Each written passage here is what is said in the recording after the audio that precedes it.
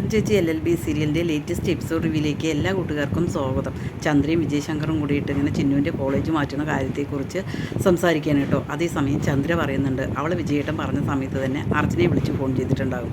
അർച്ചന അവിടെ നിന്ന് മാറ്റരുത് എന്ന് പറഞ്ഞിട്ടുണ്ടാവും എന്നിങ്ങനെ പറയാൻ കേട്ടോ. അത് കേട്ടുകൊണ്ടാണ് ചിന്നു അങ്ങോട്ടേക്ക് വരുന്നത്. അച്ഛാ, എനിക്ക് ആ കോളേജും അവിടെ ഒരുപാട് ഫ്രണ്ട്സും എല്ലാം ഉണ്ട്, എങ്കിലും എനിക്ക് ആ കോളേജും ഇഷ്ടമാണ്. പക്ഷേ അച്ഛന് വിഷമം ഉണ്ടാവുക, ഞാൻ ആ കോളേജ് മാറാൻ തയ്യാറാണ്, അച്ഛൻ എവിടെ വേണമെന്നുണ്ടെങ്കിലും എന്നെ ചേർക്കാം എന്നിങ്ങനെ പറയണം കേട്ടോ. അത് കേൾക്കുമ്പോൾ ചന്ദ്രയ്ക്ക് ആകെ വിശ്വസിക്കാൻ പറ്റില്ല. നീ നിൻ്റെ അമ്മയോട് ചോദിച്ചു എന്ന് ചോദിക്കുമ്പോൾ ഞാൻ അമ്മയോടൊന്നും ചോദിച്ചില്ല, അച്ഛൻ എവിടെ വേണമെങ്കിലും എന്നെ ചേർക്കാം എന്ന് പറയും. ചന്ദ്രയ്ക്ക് അത് തീരെ ഇഷ്ടമാവില്ല. ചന്ദ്ര പറയും, വല്ല ഗവൺമെൻറ് കോളേജിലും അവളെ ചേർത്തിയാൽ മതി എന്ന് പറയും. അത് കേൾക്കുമ്പോൾ വിജയശങ്കറിനൊക്കെ ദേഷ്യം വരികയാണ് കേട്ടോ.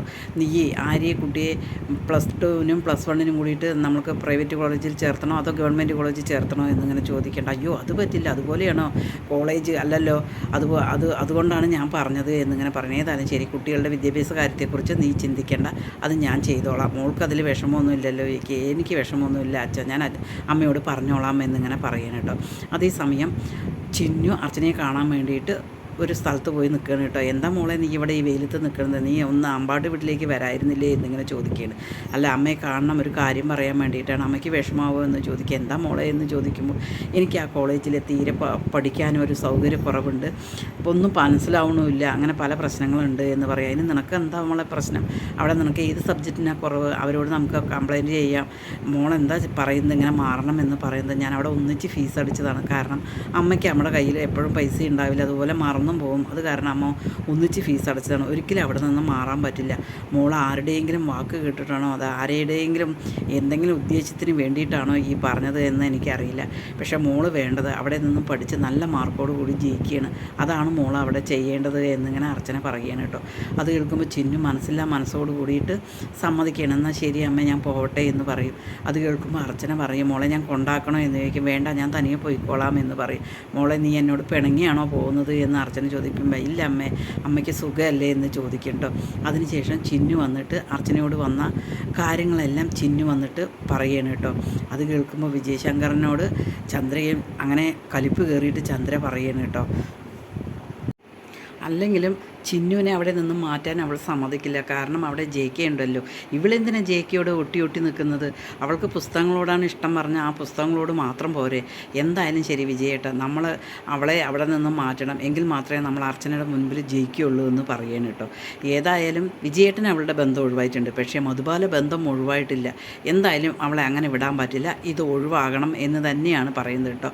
അപ്പോൾ വിജയശങ്കർ പറയുന്നുണ്ട്, ശരിയാണ്, അവിടെ എന്തായാലും ശരിയാക്കണം, അവിടെ ഒരു ലേഡീസാണ് പ്രിൻസിപ്പാൾ, അതുകൊണ്ടാണ് ഒന്നും നടക്കാത്തത്.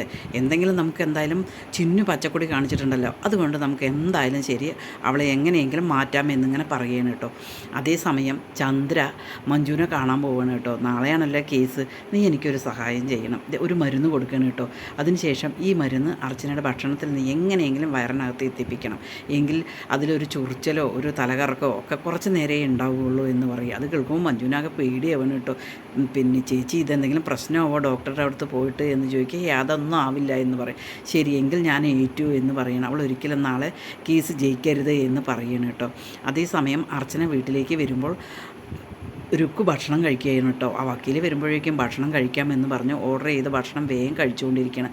അർച്ചന വന്ന് നോക്കുമ്പോൾ ഇവിടെ ഭക്ഷണമൊന്നുമില്ലല്ലോ, എവിടെ ഭക്ഷണമൊന്നും ഉണ്ടാക്കിയില്ലേ എന്ന് ചോദിക്കുമ്പോൾ, ഇല്ല, ഇന്ന് ഭക്ഷണമൊന്നും ഉണ്ടാക്കിയിട്ടില്ല, മഞ്ജു ചേച്ചി പുറത്ത് പോയിരിക്കുകയാണ്, രമ്യ ചേച്ചിക്കാണെങ്കിൽ തലവേദനയാണ്, സുഖമില്ല എന്ന് പറയും. അപ്പം നീ എവിടുന്ന ഭക്ഷണം കഴിക്കണേ? ഞാൻ ഓർഡർ ചെയ്താണ്, ചേച്ചി വേണമെങ്കിൽ ഓർഡർ ചെയ്ത് കഴിച്ചോ എന്ന് പറയണേ. എനിക്കത് ശരിയാവില്ല എന്ന് പറഞ്ഞിട്ട് അർച്ചന ഫ്രിഡ്ജ് തുറന്ന് നോക്കിയിട്ട് ബ്രെഡൊക്കെ ഉണ്ട് കേട്ടോ, ഞാൻ അതെടുത്ത് കഴിക്കാമെന്ന് പറഞ്ഞ് നിൽക്കുമ്പോൾ മഞ്ജു വരികയാണ് കേട്ടോ. മഞ്ജു, നീ ഇതെവിടെ പോയതാ എന്ന് ചോദിക്കണം. ഞാൻ തുന്നൽക്കടയിലേക്ക് പോയതാണ് എന്ന് പറയണം കേട്ടോ. എന്താ അവിടുത്തെ ചപ്പാത്തിയും കറി എന്തെങ്കിലും ഉണ്ടാക്കി വെക്കായിരുന്നില്ലേ എന്ന് ചോദിക്കും. എനിക്ക് എന്തോ സുഖമില്ല, വിശപ്പും ഇല്ല, അതുകൊണ്ടാണ് എന്ന് പറയും. അതിനുശേഷം മഞ്ജു വാങ്ങിക്കൊണ്ടുവന്ന പൊറോട്ടയും ചിക്കൻ കറിയും മഞ്ജു റൂമിലിരുന്നിട്ട് കഴിക്കുകയാണ് കേട്ടോ. പിന്നീട് രുക്കു വിളക്കൊക്കെ കൊളുത്തിയിട്ട് കൊണ്ടുപോയി പ്രാർത്ഥിക്കുകയാണ് കേട്ടോ. അതേസമയം അർച്ചന പറയും, നാളെ ഭർത്താവിനെ രക്ഷിക്കണമെന്ന് ദൈവത്തോട് പ്രാർത്ഥിക്കുക എന്ന് പറയുകയാണ്. ഞാൻ എന്തായാലും പ്രാർത്ഥിക്കുന്നുണ്ട് ചേച്ചി പറയുക. അതേസമയം അർച്ചനയും പ്രാർത്ഥിക്കുകയാണ് കേട്ടോ, നാളെ എൻ്റെ അനിയനെ എങ്ങനെയെങ്കിലും രക്ഷിക്കാൻ പറ്റണേ എന്ന്. അതേസമയം ചിന്നു അവിടെ വിളക്കൊക്കെ കൊളുത്തിയിട്ട് പ്രാർത്ഥിക്കുകയാണ്. ആ പ്രാർത്ഥിക്കുന്ന സമയത്ത് ചന്ദ്ര വന്നിട്ട് പറയുകയാണ്, നീ നിൻ്റെ കുഞ്ഞമ്മാവൻ രക്ഷിക്കണം പറഞ്ഞിട്ട് പ്രാർത്ഥിക്കുകയാണ്. നിൻ്റെ അച്ഛനാണ് തോൽക്കുന്നത്, നിനക്ക് എപ്പോഴും അമ്പാട്ട് വീട്ടുകാരോട് മാത്രമേ സ്നേഹമുള്ളൂ, അല്ലാതെ അച്ഛൻ്റെ വീട്ടുകാരോട് ഒരിക്കലും സ്നേഹമില്ല, അച്ഛൻ ജയിക്കണമെന്ന് പ്രാർത്ഥിക്കുക എന്ന് പറയണം കേട്ടോ. അതേസമയം ചിന്നു ഒന്നും പറയില്ല, മിണ്ടാതെ പോവുകയാണ് കേട്ടോ. പിന്നീട് അർച്ചന വൈകുന്നേരത്ത് കേസിൻ്റെ കാര്യങ്ങളൊക്കെ പഠിച്ചുകൊണ്ടിരിക്കുമ്പോൾ മഞ്ജു അങ്ങോട്ടേക്ക് വരികയാണ് കേട്ടോ. എന്താ ചേച്ചി അച്ചുവിൻ്റെ കേസിൻ്റെ കാര്യങ്ങൾ പഠിച്ചുകൊണ്ടിരിക്കണോ ചോദിക്കുക. അതെ, അത് തന്നെയാണ്, അവനെ എങ്ങനെയെങ്കിലും രക്ഷിക്കണം. മഞ്ജുവും പറയണം, അവനെ എന്തായാലും രക്ഷിക്കണം ചേച്ചി, നാളെ എന്തായാലും അവൻ വരണം ചേച്ചി. എത്ര മണിക്കാണ് പോകുന്നത്? രാവിലെ ഞാൻ ചപ്പാത്തിയും വെജിറ്റബിൾ കുറുമി ഉണ്ടാക്കാം എന്ന് പറയണം കേട്ടോ.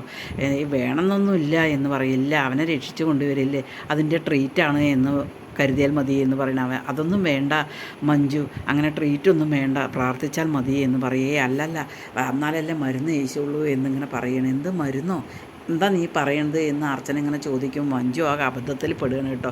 അല്ല, ദൈവത്തിൻ്റെ ഒരു പ്രാർത്ഥന ഒരു മരുന്ന് തന്നെയല്ലേ, ആ കാര്യമാണ് ഞാൻ ഉദ്ദേശിച്ചത് എന്നിങ്ങനെ പറയണം കേട്ടോ. അത് കേൾക്കുമ്പോൾ അർച്ചനയും ഇങ്ങനെ അത് ശരിയാണ് എന്ന് പറഞ്ഞുകൊണ്ട് ഇങ്ങനെ ഇരിക്കുകയാണ് കേട്ടോ. ഈ വീഡിയോ ഒന്ന് സബ്സ്ക്രൈബ് ചെയ്ത് സപ്പോർട്ട് ചെയ്യണേ.